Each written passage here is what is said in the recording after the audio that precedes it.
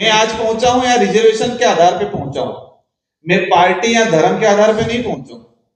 अगर वही होता है तो मैं किसी घंटा बजाने का भी नंबर नहीं मिल रहा, बहुजन को मिल रहा है। बहुजनों को पार्टी और धर्म में ज्यादा नहीं, संविधान में विश्वास रखने की जरूरत है, क्योंकि हमको उस लायक बनाया है संविधान ने बनाया है, न कि किसी पार्टी ने या किसी ग्रंथ ने। जो हमारे जो संवैधानिक अधिकार है वो नहीं मिल पा रहे हैं। रिजर्वेशन की जो लड़ाई है, आजादी के बाद अधिकतर तो हम रिजर्वेशन पूर्ण मिलना चाहिए उस बात की लड़ाई लड़ते रहे, आज भी लड़ रहे हैं। फिर अब लड़ाई शुरू कर रहे हैं कि रिजर्वेशन खत्म हो रहा है तो उसको बचाना। आजादी के बाद से आज तक भी लड़ रहे हैं कि रिजर्वेशन पूर्ण रूप से नहीं मिल रहा है, मिलना चाहिए सरकारी संस्थाओं के अंदर। अब इसमें थोड़ा मॉडिफाई हो गया कि रिजर्वेशन खत्म किया जा रहा है। पहले लीगल तरीके से किया जा रहा था, अब भी उससे आगे बढ़ के निजीकरण के तौर पे किया जा रहा है। मैं आज भी कहना चाहूंगा, मैं हर वक्त कहता हूं कि हम समस्या पे ही चर्चा करते हैं, हमारे साथ अन्याय हो रहा है उस पर ही बात करते हैं, हमारी साथ गलत हो रहा है उसी पे बात करते हैं, पर हो क्यों रहा है? मतलब हमारे साथ गलत हो रहा है, हमें हमारे राइट्स नहीं मिल रहे, हमारे अधिकार नहीं मिल रहे, उस पर हमेशा बात होती है, लेकिन हम उससे थोड़ा आगे बढ़ के ये सोचे कि हो क्यों रहा है। हम पॉलिटिकल लीडर हैं, मंच पे खड़ा होकर गालियां दे देते, चलो ठीक है, दूसरी पार्टी वालों को, सत्ताधारी दल को, लेकिन इससे थोड़ा हमें अंदर घुस के ये जानना पड़ेगा कि इसकी मूल जड़ या उसका मूल समाधान हमसे ही मिलेगा, क्योंकि हम एक नहीं। ये सारी समस्या पैदा होने का एक ही कारण है कि हम एक नहीं हैं। अगर हम एक होते तो आज ये समस्या नहीं होती। हमें जिन विषयों पे काम करने की जरूरत थी उन विषयों पे काम नहीं किया, हमें जिन जिन विषयों पे काम करने की जरूरत थी इन पे नहीं किया, जिन पे जरूरत नहीं थी इन पे ज्यादा काम किया। इतने बटे क्षेत्र के हिसाब से बटे, धर्म में बटे, राजनीतिक पार्टियों में बटे, और इतने बटे हैं जिसकी कोई सीमा नहीं है।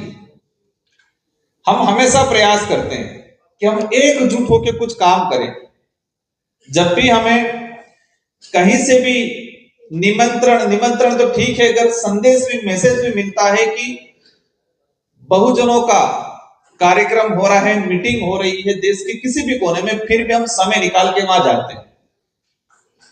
हर जगह, अभी हम बेंगलोर गए थे, कुछ हमारे समाज के ही, सारे बहुजन समाज के ही वरिष्ठ अधिकारियों ने कार्यक्रम रखा था। वहां पर भी जो आज चर्चा चल रही है उसी टाइप की चर्चा चल रही थी। इससे पहले भी सर हम मिले थे उस दिन, तो मैंने आज जब मुझे निमंत्रण देने आए तो मैंने एक ही कहा कि उस दिन बात क्या हुई थी।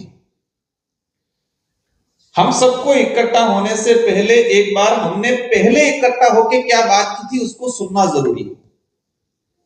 आज हम इकट्ठा हुए, आज बोल रहे हैं सब, तो 6 महीने बाद वापस इकट्ठा होते हैं, इससे पहले हमको सुनना पड़ेगा कि आज हमने क्या क्या बोला था और बोलने के बाद क्या सुधार हुआ। तो उससे हम खुद समझेंगे कि क्या बोले थे, क्या कर रहे हैं, क्या रिजल्ट क्या मिला हमें। मैंने सर को सजेस्ट किया था कि आज यही की समस्या सब गिनाएंगे, लेकिन इसका समाधान कैसे होगा उस पे बात करनी है। पहले समाधान कैसे होगा, और समाधान करने पे जब हम पहल करेंगे उसमें कठिनाइयां क्या क्या आएगी उस पे बात करनी। जब इस समस्या का समाधान करने हम एकजुट होंगे, कठिनाइयां आएगी। पहली कठिनाई आएगी कि हम राजनीतिक संगठन में बट गए। पार्टी की तरफ से व्हिप जारी हो जाएगा हमारे नेताओं को कि नहीं जाना है। मैं मेरी पार्टी के बारे में नहीं बताना चाहूंगा, लेकिन जब हमारी पार्टी का हमने निर्माण किया और निर्माण करने के बाद हमने जो पार्टी का स्ट्रक्चर या पार्टी का जो गाइडलाइन निकाला बनाया, हमने एक ही तय किया कि हमारी पार्टी के अंदर जो व्यक्ति समुदाय के प्रति उत्तरदायित्व, समुदाय के प्रति जवाबदेही होगा वही लीडर बनेगा, न कि पार्टी के प्रति। जो व्यक्ति समुदाय के प्रति उत्तरदायित्व होगा, उसके प्रति जवाबदेही होगा, वही लीडर बनेगा। जो व्यक्ति पार्टी के प्रति वफादार होगा, जो व्यक्ति पार्टी के प्रति जवाबदेही होगा, वो लीडर नहीं बनेगा। मैं पार्टी का एज ए सांसद होने के नाते भी यही बोल रहा हूं कि हमारी पार्टी में भी पार्टी के प्रति उत्तरदायित्व ज्यादा निभाया या पार्टी के प्रति ही काम किया, लेकिन समुदाय के प्रति काम नहीं किया, तो उसको लीडर नहीं बनाया जाए। मैं मेरी पार्टी के लिए बोल रहा हूं। ये काम इस देश की सारी क्षेत्रीय पार्टी और राष्ट्रीय पार्टियों के अंदर जो हमारे समुदाय से लीडर जा रहे हैं, उनके अंदर भावना जगानी पड़ेगी। बाकी ये हमें चर्चा करके सिर्फ हमारा सबका समय निकलेगा, मैं डिमोटिवेट नहीं कर रहा हूं। मैं यही कह रहा हूं कि जब भी हम इकट्ठे हो रहे हैं, जब दोबारा होंगे उससे पहले हम सबने क्या क्या बोला था, उसका रिजल्ट क्या आया, वो सुनना जरूरी है, सोचना जरूरी है। इसके बाद दोबारा हमें इकट्ठा होंगे। रिजर्वेशन को खत्म किया जा रहा है पूरी तरह से निजीकरण करके। मैं ट्रेन से आता हूं, ट्रेन में हमारे भाई मिलते हैं, कहते हैं कि हमारा शोषण होता है, ले लिया जमबर्जिया ठेकेदार निकाल रहा है, हर सेक्टर में निजीकरण हो रहा है दबा के।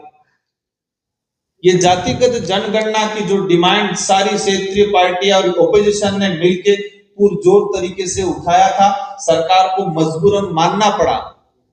लेकिन ये सरकार कैसी है? ललचा के रखने वाली। अभी तक क्लियर नहीं किया है कि कब तक कराएंगे, कैसे कैसे कराएंगे। एक डेडलाइन तय होती है, वो डेडलाइन अभी भी तय नहीं है। 2011 में जनगणना कर 2022 में करानी थी, अभी भी डेडलाइन तय नहीं है।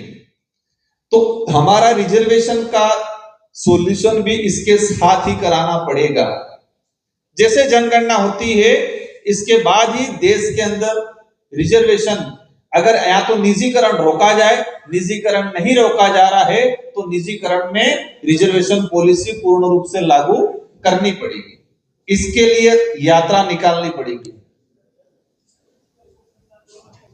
हम राजनीतिक पार्टियों और धर्म में इतना उलझ गए कि आरक्षण के लिए कहीं किसी को लड़ाई नहीं करेंगे, लेकिन धर्म के लिए लड़ाई कर देंगे, पार्टी के लिए लड़ाई कर देंगे। करेंगे कि नहीं करेंगे?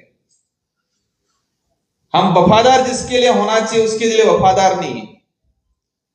समाज और रिजर्वेशन पे अटैक होगा, हम रिएक्शन नहीं करेंगे, लेकिन धर्म और राजनीतिक उसकी पार्टी पे रिएक्शन होगा, अटैक होगा, तो हम खतरनाक रिएक्शन करेंगे। यही हो रहा है। बहुजन की बात कर रहे हैं हम, लेकिन बहुजन सबसे ज्यादा उसके अंदर घुसा हुआ है और इस अपने राइट्स पे अटैक हो रहा है, रिएक्शन नहीं कर रहा है, लेकिन अपने पार्टी पे या अपने धर्म के जाल में अटैक हो रहा है तो वो रिएक्शन कर रहा है खतरनाक। मैं आज पहुंचा हूं या रिजर्वेशन के आधार पे पहुंचा हूं, मैं पार्टी या धर्म के आधार पे नहीं पहुंचा हूं। अगर वही होता है तो मैं किसी घंटा बजाने का भी नंबर नहीं मिल रहा, बहुजन को मिल रहा है। राजस्थान के अंदर अभी वर्तमान सरकार ने एक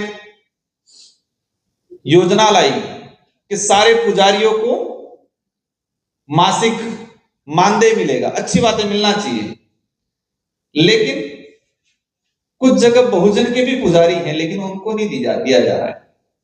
लेकिन घंटा हम सबसे ज्यादा बजाते, उसको लेके हम लोग लड़े तो हमारे भाइयों ने कहा कि तुम तो धर्म विरोधी हो। मैंने कहा राजस्थान के अंदर मंदिरों में जो पुजारी हैं उनको आप योजना के तहत मासिक 7,000 रुपए दे रहे हैं, तो कई बहुजन के भी हैं, आदिवासी पुजारी भी है, दलित भी है, पिछड़ा भी है, ओबीसी भी है, उसको क्यों नहीं दे रहे हो? तो लोग हमारे ही भाई बोलने लग गए कि आप तो धर्म विरोधी। बातें बहुत सारी हैं, मैं प्रयास करूंगा कि आप सबकी जो भावना है उसको पार्लियामेंट में उठाऊं, लेकिन इससे भी ज्यादा मैं आप सबसे उम्मीद करूंगा कि ये मुहिम इस कमरे तक नहीं, इस देश के अंदर रहने वाले प्रत्येक बहुजनों के घर तक पहुंचनी चाहिए। हर घर में ये चर्चा होनी चाहिए कि रिजर्वेशन खत्म हो रहा है, निजीकरण हो रहा है। बहुजनों को पार्टी और धर्म में ज्यादा नहीं, संविधान में विश्वास रखने की जरूरत है, क्योंकि हमको उस लायक बनाया है संविधान ने बनाया है, न कि किसी पार्टी ने या किसी ग्रंथ ने। सम्मान करना है, आस्था भी रखनी है, लेकिन मूर्ख नहीं बनना है, मानसिक गुलाम नहीं बनना है। मैं कई बार कहता हूं कि जो शरीर से दिव्यांग है उसका इलाज है डॉक्टरों के पास, लेकिन यहां से बीमार है उसका इलाज नहीं है। तो हमको तय करना है कि हमारा समाज यहां से ज्यादा डिस्टर्ब है कि यहां से ज्यादा डिस्टर्ब हो रहे हैं। शरीर से विकलांग है उसका इलाज है, लेकिन दिमाग से जो विकलांग हो गया है वो उल्टा रिएक्शन कर रहा है, हमको ही खींच रहा है, हमको ही मार रहा है, क्योंकि उसका माइंड उस अनुरूप बना दिया है कि वो हमारे ही खिलाफ लड़ेगा, और वही ज्यादा हो रहा है। हमें दूसरों से लड़ाई लड़ने से ज्यादा हमें हमारे समाज के दिव्यांग है, मानसिक दिव्यांग, उनसे लड़ने की जरूरत है, और उसका भी इलाज है, करेंगे समय आने पर। इन्हीं शब्दों के साथ आप सबको धन्यवाद, आभार, जय जोहार, जय भीम, जय संविधान।